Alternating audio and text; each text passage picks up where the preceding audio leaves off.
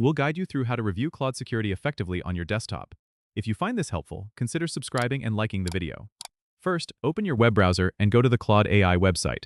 Once you're there, log into your account using your credentials. After logging in, you'll want to navigate to the security settings.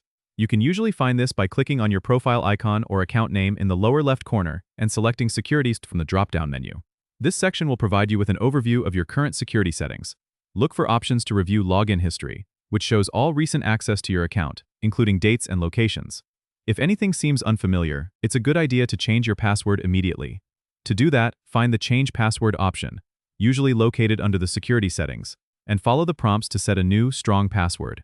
Strong passwords typically include a mix of letters, numbers, and symbols.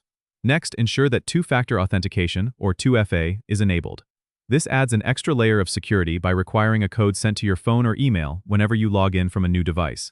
You'll find the 2FA setup option in the same security settings area.